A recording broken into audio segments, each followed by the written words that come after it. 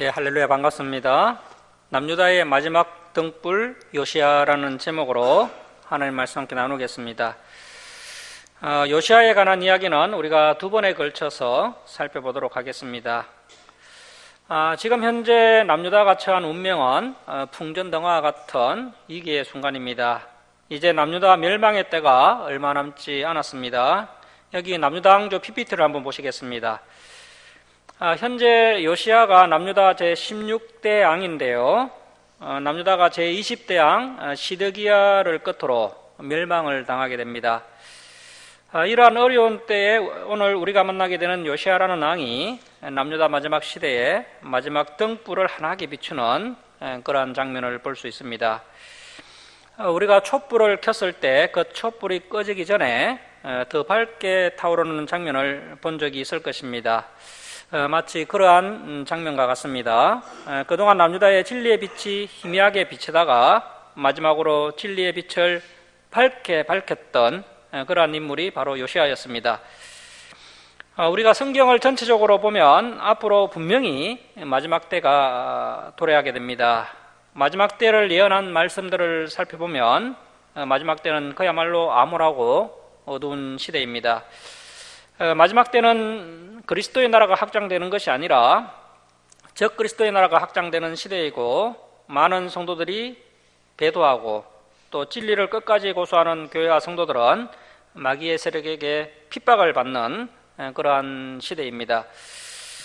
그래서 결국 마지막 때가 되었을 때 교회가 마귀의 세력을 이기지 못하기 때문에 예수님께서 심판주로 재림하셔서 그 마귀를 멸하시는 것입니다. 결국 이 세상이 이제 더 이상 회복이 불가능하기 때문에 예수님께서 심판하시기에 재림을 하시는 것이죠.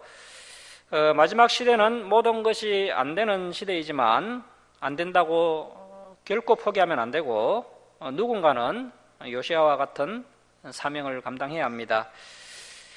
사람이 감당할 수 있는 영역은 한계가 있지만 양초가 꺼져갈 때 자기를 태워서 마지막 빛을 발하는 것처럼 이 마지막 때 누군가는 요시야처럼 사명을 감당하는 사람이 있어야 한다는 것이고, 그러한 시대적 사명을 감당하는 분들이 바로 우리 주사랑교회 성도님들이 되어야 합니다. 안타깝게도 이 마지막 등불 요시야는 젊은 나이에 갑작스럽게 죽게 됩니다. 이건 역시 하나님께서 계획하신 일인 것이죠. 그리고 마지막 등불 요시야의 죽음과 동시에 남유다는 정말 마지막 시대를 맞이하게 되는 것을 볼 수가 있습니다. 자, 오늘 본문 열왕기하서 22장을 보겠습니다. 22장 1절 말씀 보십시오. 요시야는 남유다 제16대 왕입니다. 우리가 앞에서 봤던 가장 악독한 왕 므낫세의 손자입니다. 요시야가 왕위에 오를 때 나이가 8세라 예루살렘에서 31년간 다스리니라. 그의 어머니의 이름은 여디다의 줄을 좀 쳐놓으십시오. 보스갓 아다야의 딸이더라. 이 보스갓의 위치가 어디냐 하면 블레셋 땅 옆에 있는 유다지파 성읍인데요. 그래서 이 여디다가 아마도 이제 이스라엘 유다지파 사람인 것 같습니다. 이 여디다의 이름의 뜻이 여호와께서 사랑하신다, 여호와께서 사랑하신다, 그런 뜻입니다. 그러니까 요시야의 어머니 여디다가 남유다 사람이었고요. 이름을 여호와께서 사랑하신다라고 지은 것을 봤을 때 이 집안이 상당히 신앙이 있는 그런 집안인 것 같습니다. 오늘날 자녀 이름을 요한, 요셉, 또 우리 언척 요녀처럼 이렇게 지으면요, 그 집안이 신앙이 있는 집인 것을 누구나 다 알 수가 있죠. 그러한 것과 같습니다. 자, 그런데 이 요시야가 왕으로 등극할 때 나이가 8세였다는 것입니다. 8세면 초등학교 1학년이죠. 여러분, 초등학교 1학년이 무슨 정치를 할 수 있겠습니까? 자, 그렇다면 지금 요시야가 누구의 영향을 받고 있는 것입니까? 어머니의 영향을 받아서 지금 정치를 하고 있는 것이죠. 자, 여러분, 요시야의 아버지는 누구였습니까?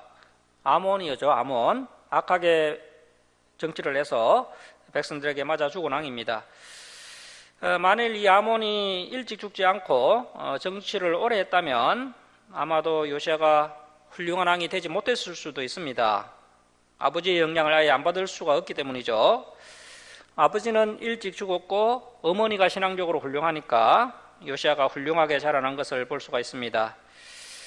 그래서 아버지가 좀 못났다 할지라도 어머니가 훌륭하면 또 충분히 가능성이 있다는 것을 알 수가 있습니다. 물론 아버지도 훌륭하고 어머니도 훌륭하면 더할 나위 없이 좋겠죠. 자, 그런데 아버지가 못나고 어머니가 훌륭한데 아버지가 일찍 돌아가셨다면 그나마 또 다행인 것입니다. 요시야가 바로 그런 케이스였습니다.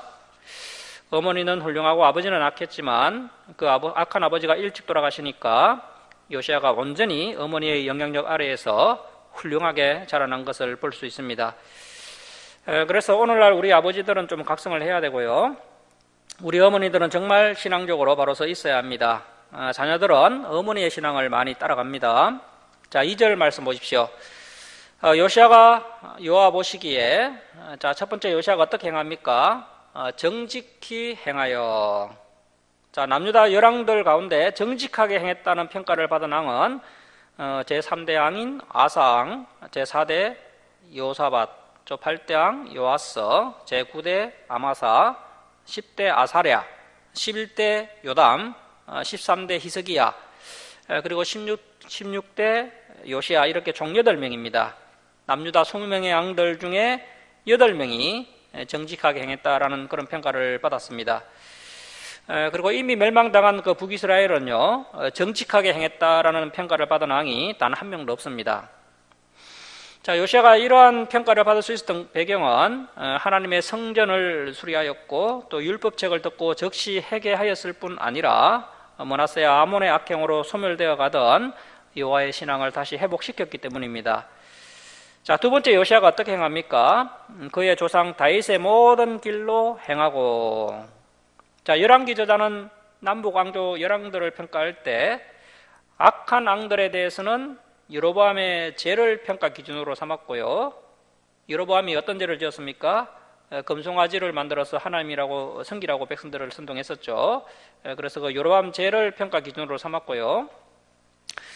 선한 왕들에게는 다윗의 행위를 평가 기준으로 삼았다는 것입니다. 자, 남유다 왕들 중에 다윗의 길로 행했다는 평가를 받은 왕은 아사왕, 히스기야왕, 요시야왕, 이렇게 3명에게만 주어지는 평가였습니다. 자, 그리고 요시야가 또 어떻게 행했느냐 하면 세 번째, 좌우로 치우치지 아니하였더라.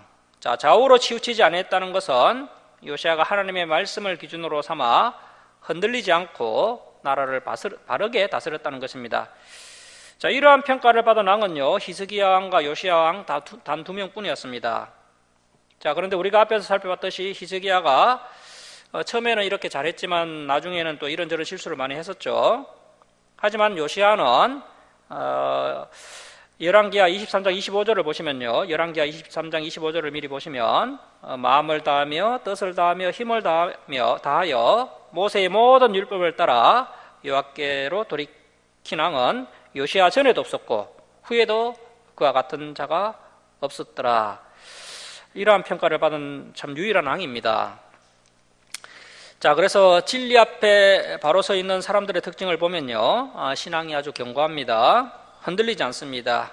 어떤 감정적인 문제, 또 어떤 인간적인 문제, 또 물질적인 문제, 또 미래의 불확실성 같은 이러한 문제 앞에서 전혀 흔들리지 않습니다. 요시야가 바로 진리 앞에 바로 서 있는 그러한 사람이었습니다. 자, 3절 말씀 보십시오. 요시야 왕 18째 해에, 자, 18째 해면 요시야가 8세에 등극했으니까 지금 이제 26살이죠. 26살에 왕이 무술람의 손자 아살리아의 아들 서기관 사반. 자, 이 서기관이 하는 일은요, 국가 공문서를 작성하고 보관하는 일을 하는 사람들입니다. 아주 중요한 일을 하는 사람들인데, 그래서 당시에 가장 명석한 사람들이 담당하는 직책이 바로 이 서기관입니다. 이 서기관 일을 사반이라는 사람이 담당을 했고, 그리고 나중에 보면 이 서기관 직분을 에스라도 담당하는 것을 볼 수가 있습니다. 자, 서기관 사반을 여호와의 성전에 보내며 이르되, 자, 이렇게 사반을 여호와의 성전에 보내게 되고요, 이 사반이 성전을 깨끗하게 하는 일을 하게 됩니다.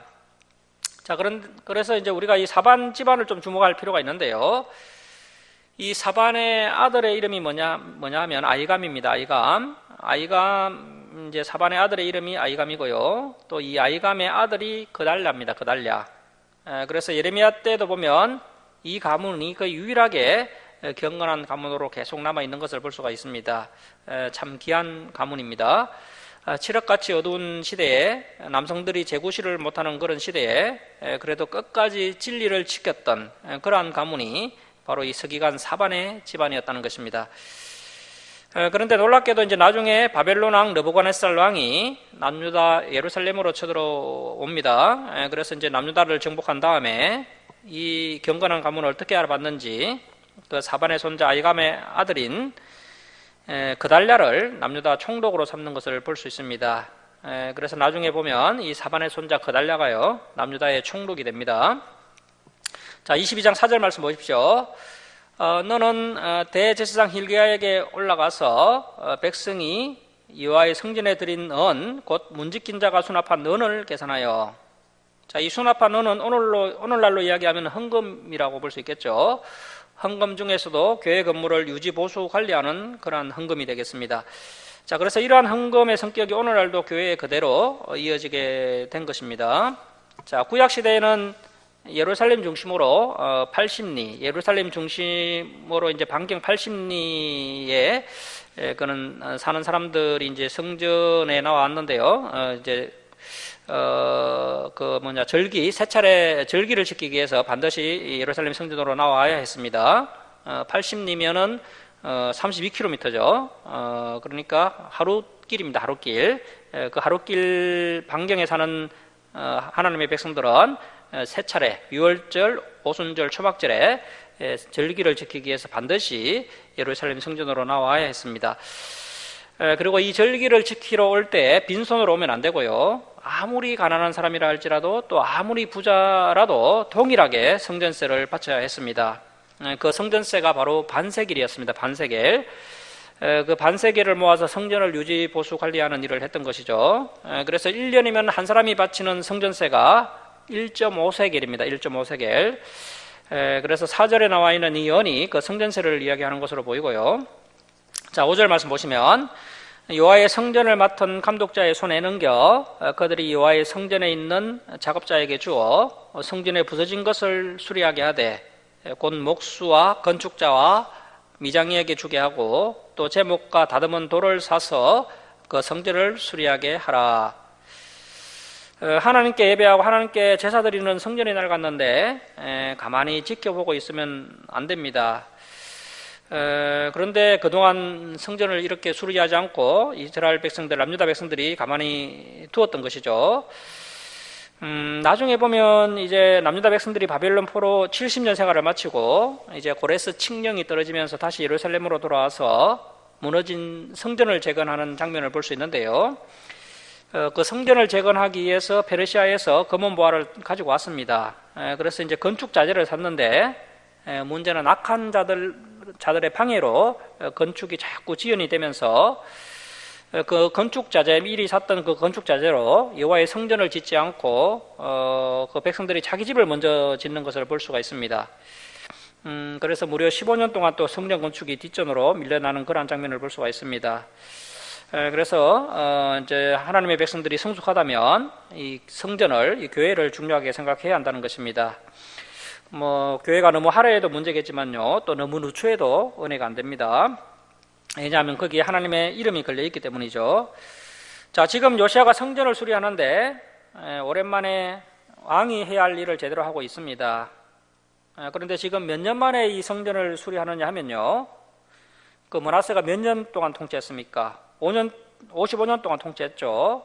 그런데 이 므낫세가 제대로 하나님의 성전을 수리했을 리가 없습니다. 그리고 악한 아몬 왕이 또 2년 통치했고요.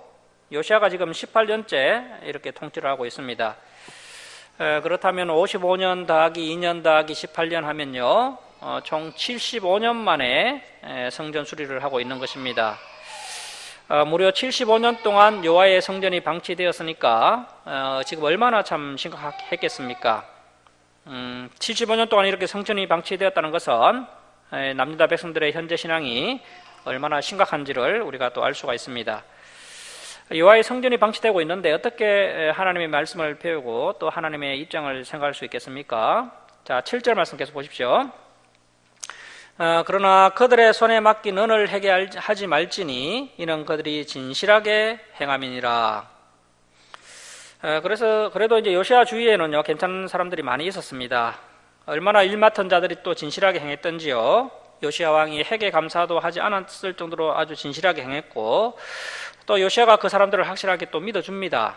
그래서 상호간에 상당히 신뢰관계가 형성되어 있는 것을 볼 수가 있습니다. 그래서 한쪽만 성숙하면 안 되고요, 이렇게 양쪽 다 성숙할 때 이러한 관계가 성립되게 됩니다. 자, 8절 말씀 보십시오. 대제사장 hil기야가 서기관 사반에게 이르되 내가 여호와의 성전에서 율법책을 발견하였노라. 자, 아마 이때 발견한 율법책, 성경책이 바로 신명기였던 것 같습니다. 왜냐하면 사반이 읽어준 그 율법책을 요시야가 듣기만 했는데 하나님의 뜻을 깨닫게 되었습니다. 그렇다면 모세가 레위기를 본문으로 설교했던 그 신명기였을 것으로 생각이 됩니다. 자, 이렇게 성전을 수리하다가 율법책을 발견했는데, 오늘날로 이야기하면 목사가 성경책을 발견했다는 말과 똑같은 겁니다. 그러니까 그동안 얼마나 참 하나님을 경홀히 여기고 하나님의 말씀을 가까이 하지 않았던지, 성전은 75년 동안 방치되어서 거미줄이 쳐져 있고요, 빗물은 새고 율법책도 아무도 관리하지 않아서 거의 다 없어져 버린 그러한 상태가 남유다 말기의 상태였다는 것입니다. 이러하니까 남유다가 망할 수밖에 없는 것이죠. 자, 그래서 이렇게 이제 성전에서 성경책을 발견한 것입니다. 그래서 예나 지금이나 저주를 받고 멸망하는 근본적인 문제가 다른 것에 있는 것이 아니라, 이렇게 여호와의 율법책을 가까이 하지 않아서 백성들이 하나님의 말씀을 모르면 결국 이러한 어려움을 당할 수밖에 없고, 이것이 바로 이스라엘의 근본적인 문제였다는 것입니다. 이 문제가 해결되지 않으니까 하나님의 진노도 풀리지 않고 이스라엘의 역사도 계속 어두워지는 것을 볼 수가 있습니다. 자, 8절 하반절 계속 보시면 율법책을 발견하였노라 하고 hil기야가 그 책을 사반에게 주니 사반이 읽으니라. 자, 서기관 사반이 왕에게 돌아가서 보고하여 이르되 왕의 신복들이 성전에서 찾아낸 돈을 쏟아 여호와의 성전을 맡은 감독자의 손에 맡겼나이다 하고, 또 서기관 사반이 왕에게 말하 이르되 그 제사장 hil기야, 대제사장입니다. 대제사장 hil기야가 내게 책을 주도이다 하고 사반이 왕의 앞에서 읽음에, 자, 사반이요 요시야 왕에게 그냥 성경책을 읽어주기만 했습니다. 그러니까 대제사장 hil기야도 서기관 사반도 요시야 왕도 난생 처음 율법책을 본 것으로 보입니다. 그래서 이 율법책을 서기관 사반이 요시야 왕에게 읽어주었는데 어떤 반응이 일어나냐 하면, 자, 11절 말씀 보십시오. 11절 줄치고 빌패합니다. 왕이 율법책의 말을 듣자 곧 그의 옷을 찢으니라. 날성금과 같던 하나님의 말씀이 요시야의 심령을 찔러 쪼개니까 요시야가 가슴이 아파서 자기 옷을 찢습니다. 그냥 성경책을 읽어주기만 했는데 요시야 왕이 생전 처음 하나님의 말씀을 듣고 이러한 반응을 보인 것입니다. 그러니까 그동안 남유다가 이렇게 약해질 수밖에 없었던 것은 다른 문제가 아니라 그 누구도 율법책을 읽어주거나 그 율법책을 가르쳐준 사람이 없었다는 것이 가장 근본적인 문제였던 것입니다. 물론 그동안 집권했던 왕들의 잘못도 있지만 율법을 가르쳐야 할 제사장이 율법책을 방치하다가 율법책이 다 사라졌고, 성전에서 율법책을 찾아 이렇게 처음 읽었다는 것 그 자체가 이스라엘 남유다가 심각하게 타락을 할 수밖에 없었던 참 근본적인 문제였던 것입니다. 그래서 우리 교회가 이렇게 성경을 가르치는 사역을 하고 있는데요, 이 사역이 정말 중요한 사역인 것입니다. 자, 12절 말씀 보십시오.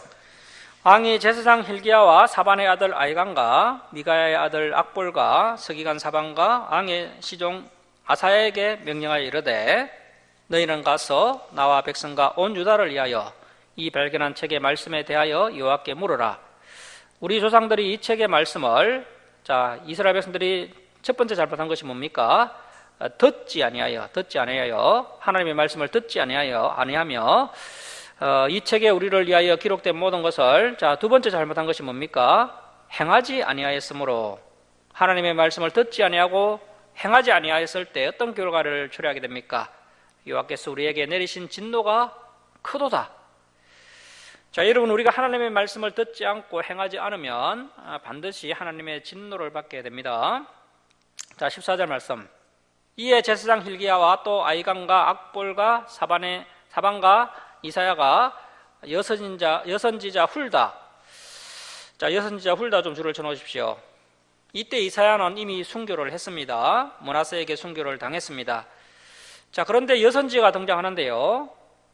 자, 여러분, 사사시대 때 여사사 드보라 기억을 나십니까? 드보라가 그 사사시대에 등장을 합니까? 남자들이 남자 구실을 못하니까, 남자 중에 사용할 만한 사람들이 없으니까 하나님께서 어쩔 수 없이 이렇게 드보라를 사용하신 것입니다. 성경의 전체적인 맥락을 봤을 때요, 여성이 남자를 주관하거나 남자를 가르치는 것을 성경이 허락한 적이 없습니다. 자, 그런데 이렇게 특수한 경우에 하나님께서 여성을 사용하셨다는 것은 그만큼 시대가 어렵다는 것이고, 이사야가 죽고 나서 하나님께서 사용할 만한 그런 남자들이 없다 보니까 여선지자 훌다를 하나님께서 귀하게 사용하신 것으로 보입니다.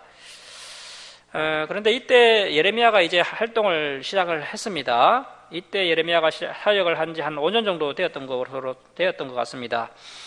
그런데 예레미야가 일찍 사역을 했기 때문에 이제 5년차 정도 되었을 때 아직 나이도 어리고요, 또 주위로부터 인정을 받지 못했고 또 주목도 받지 못했습니다. 그래서 하나님께서 예레미야보다 이렇게 여선지자 훌다를 사용하신 것으로 보입니다. 자, 그래서 남유다 말기에는요, 하나님께서 쓰실 만한 그런 남자가 없는 시대였습니다. 오늘날도 마찬가지입니다. 오늘날 참 남자다운 남자를 보기가 드문데요, 남성들은 점점 더 여성화되어가는 그런 시대에 우리가 살고 있습니다. 그래서 우리 주사랑교회, 우리 다음 세대들, 우리 주일학교 학생들은 하나님 말씀 안에서 정말 바르게 건강하게 자라나서 하나님께 귀하게 쓰임받는 그러한 일꾼들이 되어야 할 것입니다. 자, 14절 중반절 계속 보시면, 여선지자 훌다에게로 나아가니 그는 할라스의 손자 디가의 아들로서 예복을 주관하는 살룸의 아내라. 자, 예복을 주관하는 것을 봤을 때 남편이 레인인 것으로 보입니다. 남편은 레인이고요, 부인은 선지자입니다. 오늘날로 이야기하면 남편은 전도사고 아내는 담임 목사인 거죠. 이런 이상한 현상이 일어난 것입니다. 자, 계속 보시면, 예루살렘 둘째 구역에 거주하였더라. 그들이 그와 더불어 말하매 훌다가 그들에게 이르되, 이스라엘 하나님 여호와의 말씀이 너희는 너희를 내게 보낸 사람에게 말하기를, 여호와의 말씀이 내가 이곳과 그 주민에게 재앙을 내리되 곧 유다 왕이 읽은 책의 모든 말대로 하리니. 자, 그러니까 여러분, 남유다 왕 요시야가 읽었던 성경 말씀이 재앙에 관련된 말씀이었다는 것입니다. 자, 그렇다면 율법책 중에서 하나님의 저주, 재앙에 대해 가장 잘 기록되어 있는 성경책이 무엇입니까? 신명기죠, 신명기. 그래서 많은 성경학자들이 요시야가 읽었던 성경책이 신명기가 아닌가 그렇게 추적을 하고 있습니다. 우리가 잘 아는 것처럼 신명기 28장에 복과 저주에 대한 말씀이 나옵니다. 신명기 28장 1절에서 14절까지 간단하게 복에 대해 기록되어 있고요, 그리고 15절부터 무려 68절까지 온 세상에 있는 저주가 다 기록되어 있습니다. 세상에 가장 무서운 저주가 기록되어 있습니다. 자, 그래서 열왕기하 22장 16절 말씀을 봤을 때 요시야가 들었던 성경책이 아마도 신명기가 아닌가 이렇게 추적을 하는 것입니다. 자, 17절 말씀 보십시오. 우리 17절 우리 함께 읽겠습니다. 자, 시작. 이는 이 백성이 나를 버리고 다른 신에게 분향하며 그들의 손의 모든 행위로 나를 경노하게 하였음이라. 그러므로 내가 이곳을 향하여 내린 진노가 꺼지지 아니하리라 하라 하셨느니라. 자, 남유다에게 왜 하나님께서 율법책에 기록된 그 저주를 내리시는지 그 이유가 나옵니다. 남유다 백성들이 하나님을 배반하고 우상 숭배를 함으로써 여호와의 진노를 격발하였기 때문이죠. 자, 18절 말씀. 너희를 보내 여호와께 묻게 한 유다 왕에게는 너희가 이렇게 말하라. 이스라엘의 하나님 여호와가 이같이 말씀하셨느니라. 내가 들은 말들에 대하여는 내가 이곳과 그 주민에게 대하여 빈터가 되고 저주가 되리라 한 말을 내가 듣고 마음이 부드러워져서, 자, 내가 듣고 마음이 부드러워져서 줄을 좀 쳐놓으십시오. 자, 여기서 부드러워지다라는 히브리어가 라카크인데요. 그 라카크는 부드럽다는 의미도 있지만 겁내다, 두려워하다라는 의미도 있습니다. 자, 여러분, 우리가 하나님의 심판의 말씀을 들으면 하나님이 무섭고 두려워지죠. 그래서 우리가 구약 성경을 배워야 하나님이 무서운 분이신 줄 깨닫게 되고요. 그래서 하나님을 경외하게 된다는 것입니다. 자, 그런데 이러한 심판의 말씀을 아무리 읽어도 마음이 강팍한 사람들은 하나님을 두려워하지 않습니다. 하지만 요시야는 심판의 말씀을 듣고 두려워져서 진실로 회개를 합니다. 여러분, 우리가 하나님의 진리의 말씀을 들을 때 우리가 참 부담스럽고 힘든 부분이 분명히 있을 수 있습니다. 자, 그런데 그 하나님의 말씀을 듣고 우리가 회개하면서 마음을 부드럽게 하면요, 하나님의 은혜가 임하게 됩니다.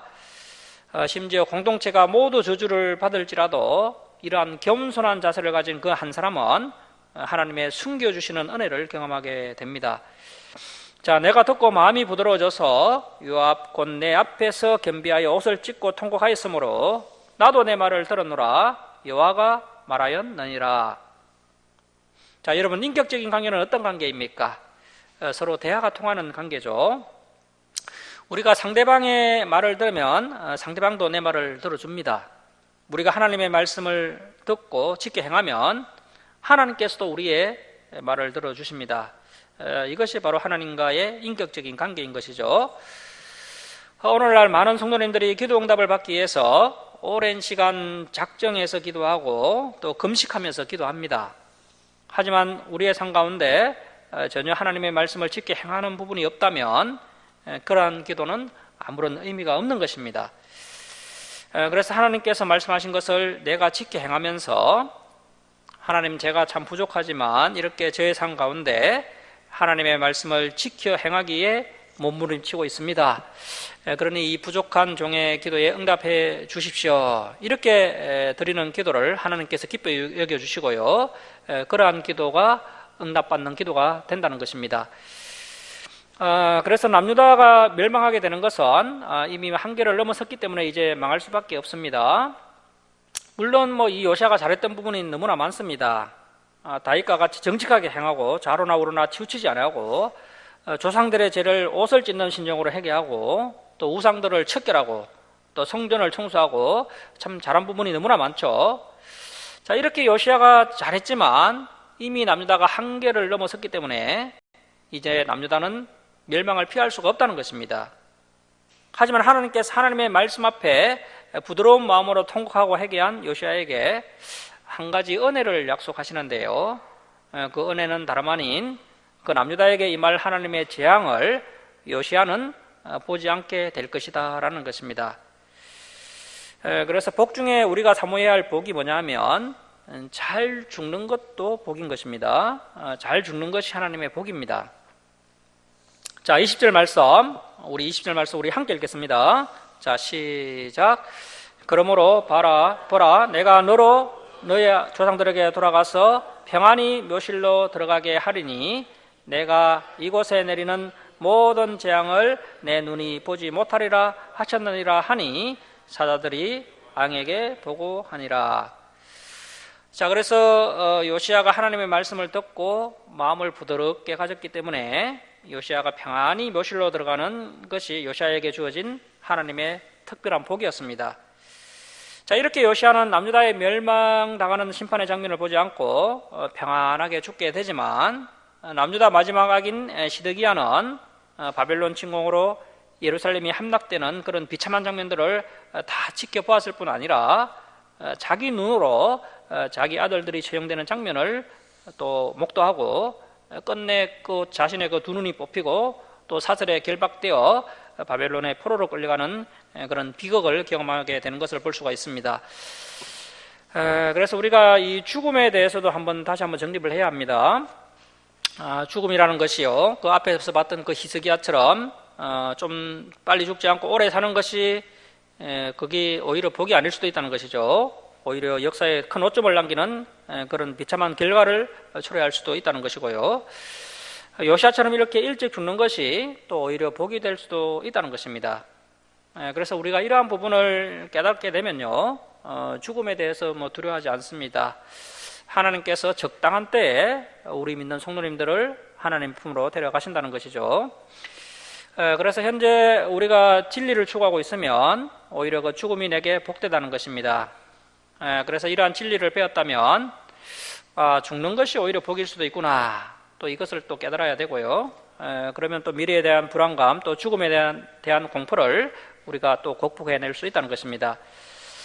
자, 이렇게 열왕기하서 22장에는 남유다 제16대왕 요시야가 하나님을 향한 열심으로 성전을 수리하던 중에 하나님의 율법책을 발견하였고, 요시야가 이 율법책을 듣고 크게 회개하였고, 또 이 율법책에 대해 좀 더 알기 위해 여선지자 훌다에게 대신들을 보내었고, 여선지자 훌다로부터 남유다의 멸망과 또 요시야는 멸망을 보지 않고 평안히 죽게 된다는 하나님의 계획을 전해 듣게 되었습니다. 자, 이제 열왕기하서 23장은 요시야가 본격적으로 종교개혁을 단행하는 장면을 볼 수 있습니다. 자, 그래서 요시야가 종교개혁을 단행할 수 있던 배경이 다른 것이 아니라 하나님의 말씀을 통해 남유다의 죄에 대해 깨달았기 때문입니다. 자, 그래서 앞으로 죄가 가득한 이 세상이 종말을 피할 수는 없지만 그 가운데 하나님의 진리의 말씀을 듣고 마음을 부드럽게 하여 회개하고 하나님의 뜻에 합당한 삶을 살려고 몸부림치는 하나님의 백성들에게는 구원의 은혜가 임하게 된다는 것입니다. 자, 말씀을 마치도록 하겠습니다. 사랑하는 성도 여러분, 우리가 살고 있는 이 시대가 남유다의 말기와 너무 비슷한 환경 가운데 살고 있습니다. 우리 주사랑교회가 추구하는 이 말씀에 대한 회복운동이 오늘날 이 마지막 시대의 마지막 등불이 아닌가 생각이 됩니다. 이것이 우리의 사명이라면 이방인의 때, 전도의 때가 닥치기 전에 한 명이라도 더 전도하고 한 명에게라도 더 진리의 말씀을 바르게 가르치는, 그래서 하나님의 사역에 헌신하는 저와 여러분이 될 수 있기를 주님의 이름으로 축원합니다. 자, 기도하겠습니다.